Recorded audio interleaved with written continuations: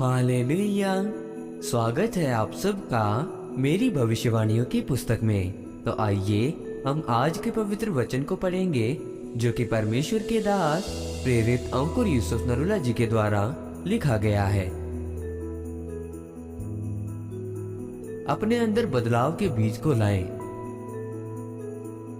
जैसा कि एस्तर की पुस्तक अध्याय 2 उसकी 15 आयत में लिखा है, जब मोर्दके के चाचा अबीहैल की बेटी एस्तर, जिसको मोर्दके ने बेटी बनाकर रखा था, उसकी बारी आई कि राजा के पास जाए, तब जो कुछ स्त्रियों के प्रबंधक राजा के खोजे हेगे ने उसके लिए ठहराया था, उससे अधिक उसने और कुछ न मांगा। जितनों ने एस्तर को देखा वो सब उससे प्रसन्न हुए। मेरे प्रियो, बाइबल में जब आप एस्तर के बारे में पढ़ते हैं तो क्यों एस्तर आशीषित हुई? क्योंकि वो एक यहूदी लड़की थी। वो बचपन से ही यहोवा परमेश्वर को मानती थी।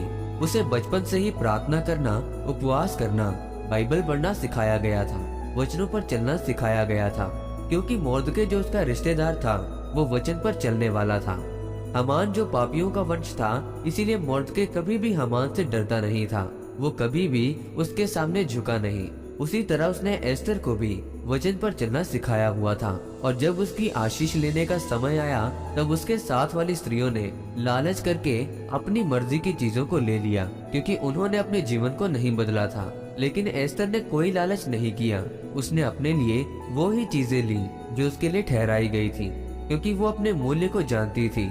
वो जानती थी कि उसे दूसरी स्त्रियों की तरह नहीं बनना। एस्तर की वफादारी को देखकर राजा और बाकी सब लोग उससे प्रसन्न हुए। तब वो रानी होने के लिए चुनी गई। उसने अपने जीवन से परमेश्वर की महिमा की। आज से 20-25 साल पहले दुबई देश इतना कामयाब नहीं था। वहाँ कोई परिवर्तन नहीं था। जैसे उन्हें पता लगा कि उनके देश में तेल का मूल्य बढ़ा है, तब वो देश बदला। उन्होंने अपने मूल्य को पहचाना।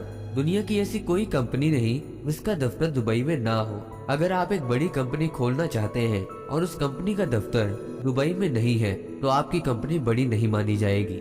जब आपको अपना मूल्य समझ में आएगा तब आप भी उस देश की तरह बदलेंगे।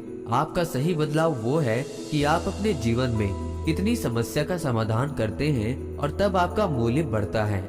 बाइबल कहती है कि गिदोन एक साधारण व्यक्ति था, खेतों में काम करने वाला व्यक्ति था। फिर एक दिन उसके जीवन में बदलाव आया।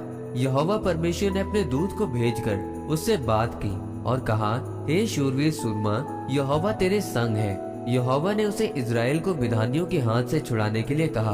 गिदोन ने कहा, हे प्रभु, मैं इजराइल को कैसे छुड़ाऊं? देख, मेरा कुल मनुष्य में सबसे कंगाल है और मैं अपने पिता के घराने में सबसे छोटा हूँ। लेकिन यहोवा ने कहा, निश्चय मैं तेरे संग हूँ। जब उसे विश्वास हुआ कि यहोवा उसके संग है, तब गिदोन ने मिद्यानियों पर विजय प्राप्त की और उसने अपने असली मूल्य को पहचाना। इसीलिए मेरे प्रियो, अगर आप जयवंत जीवन जीना चाहते हैं तो अपने अंदर बदलाव को लाएं, अपने मूल्य को पहचानें, पवित्रताई में, वचनों में अपना जीवन व्यतीत करें। तब परमेश्वर आपको आपकी अपेक्षा से ज्यादा आशीषित करेगा। आमीन। आइए इस प्रार्थना को आप मेरे साथ एक मन होकर करें। सर्वशक्तिमान परमेश्वर, इस वचन के लिए मैं आपका धन्यवाद करता हूँ। परमेश्वर, मैं ये प्रार्थना करता हूँ कि आप मुझे विश्वास का आत्मा दें, ताकि मैं अपने जीवन के बदलाव को लाकर अपने मूल्य को जानूं और अपनी आशीषों को लूं।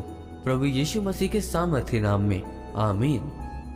परमेश्वर आप सबको आज के वचन के ऊपर मनन करने के द्वारा आशीषित करे। आमीन।